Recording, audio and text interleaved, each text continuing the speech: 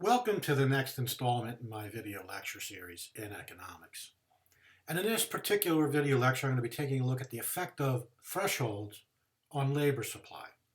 In particular, income thresholds. Let's say you are eligible for a governmental benefit up until you reach a certain level of income. What is the impact of having these income thresholds on labor supply? This is from my public finance course related to the analytical issues in chapter 18. My apologies for the delay there. So let's take a look at the trade-off between work and total consumption. In the previous video, I explained why the budget constraint is upward sloping. Again, it's because total consumption is dependent upon how much you work. If you don't work, you don't have any income. If you don't have any income, you cannot consume. So the more you work, the more income you have, the more you can consume. That is why there's a positive relationship between work and total consumption. So here is an individual's initial budget constraint, and let's say they are eligible for Medicaid benefits. This moves up their budget constraint. It shifts it upward by the amount of their Medicaid consumption. So for example, let's say this person spends $3,000 a year on medical care that is covered by Medicaid, and that is paid for by the government now. So their budget constraint shifts upward by the dollar amount of the benefits that they get through Medicaid.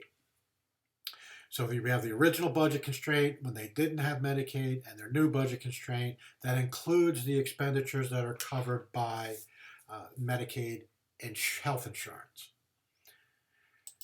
So what happens if we introduce an income threshold, i.e. that once somebody earns a certain amount of money, they lose the Medicaid benefit? So obviously if there's an income threshold, that means you're going to be working to get that income. All right. So there's a level of work that will be associated with that level of income. So if we go to W0, that is, for example, would be the level of benefits that they're getting divided by the number of hours, by their hourly work rate. So let's say the person gets that the maximum that this person's allowed to earn is $10,000 a year. All right. So if they're allowed to earn $10,000 in a particular year, they need to work a certain amount of hours to earn that $10,000. So that's what W0 represents. It represents the number of hours it takes for them to earn enough money to reach the income threshold. So what does this income threshold do to this budget constraint? Well, for hours between 0 and W0, so they don't work at all versus they work the number of hours that brings them to that income threshold. The new budget constraint is the operational budget constraint. So the original one does not matter here because they get the benefit. So that first half of the new budget constraint is the budget constraint for this individual when they work less than W0. However, when they start working above W0 hours, they lose the Medicaid benefit. So now the original budget constraint is the operational budget constraint. So for hours less than W0, the amount of hours they need to work to reach that threshold, the new budget constraint that includes the benefit or the consumption they have from having Medicaid is the operational part. Once they reach that income threshold, the budget constraint shifts down to the original budget constraint because now they do not get the Medicaid benefit. They do not get the consumption associated with having Medicaid insurance. So what we end up seeing is that the likeliest solution will be the indifference curve that's tangent to the new budget constraint, which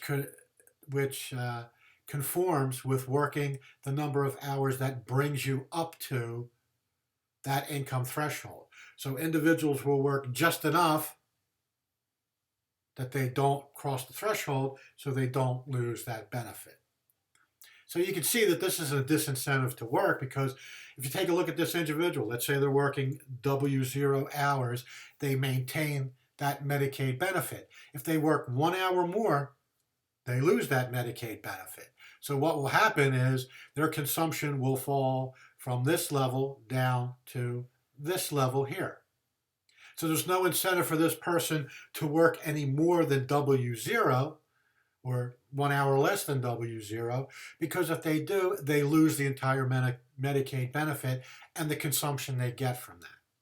So I want you to realize that income thresholds act as a disincentive for working additional hours. Once you get to that income threshold, there's no incentive to work, because just working one additional hour, you'll get the additional income for that 1 hour, but you lose your Medicaid benefit completely. So you lose all the consumption that you would have had during that time frame, because you no longer have that Medicaid benefit. So realize that income thresholds act as a disincentive to work, because most people will work hours up until they about to reach the threshold, and then they stop working. There's no incentive to work past that point.